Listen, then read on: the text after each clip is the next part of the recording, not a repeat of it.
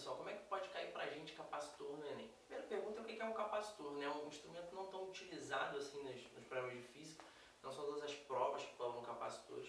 Basicamente o que você tem que pensar um capacitor é um dispositivo que serve para armazenar carga elétrica. Ele vai ficar ali com a carga guardada, quando você precisa ele descarrega na hora. Só que não da mesma maneira que uma pilha. Ele é simplesmente um acúmulo instantâneo para a gente, um acúmulo que descarrega instantaneamente.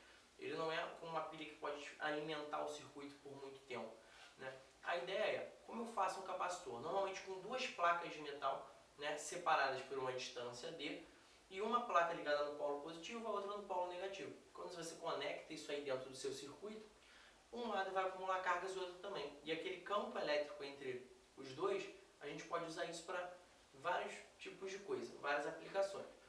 Normalmente o capacitor ele é usado, exemplos mais comuns, né? Hoje em dia as máquinas digitais já tem aquele flash mais integrado, mas antigamente, até algumas máquinas hoje em dia a gente ainda tem, aquele flash que a gente encaixa por cima da máquina, né? Você tirava a foto e aí tinha um tempo para carregar novamente para você usar o flash. E por quê? Porque é o tempo que demorava para a bateria alimentar aquele capacitor. Carregou o capacitor, você podia bater outra foto que o flash disparava. Ele armazenava a carga elétrica toda com ele e assim que precisava ele descarregava. Uma outra aplicação muito útil do capacitor hoje em dia é nos airbags dos carros, né? Eles colocam ali uma placa de frente para outra e o campo elétrico entre as duas placas é medido constantemente.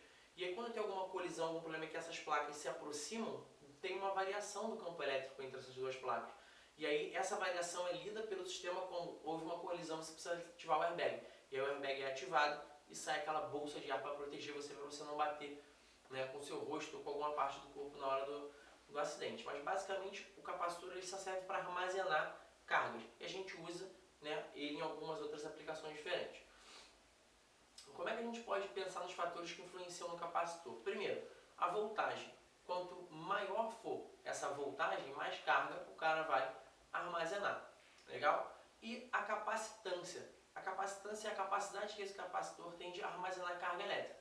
Quanto maior a capacitância, é como se coubesse mais carga elétrica dentro dele. Ele consegue armazenar um volume maior de carga, né, naquele mesmo capacitor. E a gente tem capacitores mais potentes que armazenam muita carga. E capacitores que já têm menor capacidade, que eles não armazenam tanto porque a capacitância dele é pequenininha. Beleza? Depois desse resumão de capacitor, vamos ver como é que pode cair uma questão dessa no Enem pra gente. Atualmente, existem inúmeras opções de celulares com telas sensíveis ao toque, nosso touchscreen.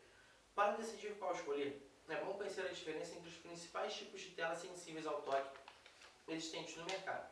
Existem dois tipos básicos para reconhecer o toque da pessoa.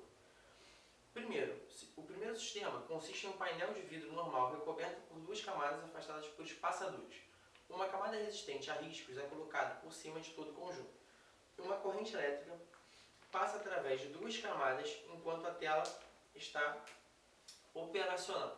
Enquanto o usuário toca a tela, as duas camadas fazem contato exatamente naquele ponto. A mudança do campo elétrico é percebida e as coordenadas do ponto de contato são calculadas pelo computador.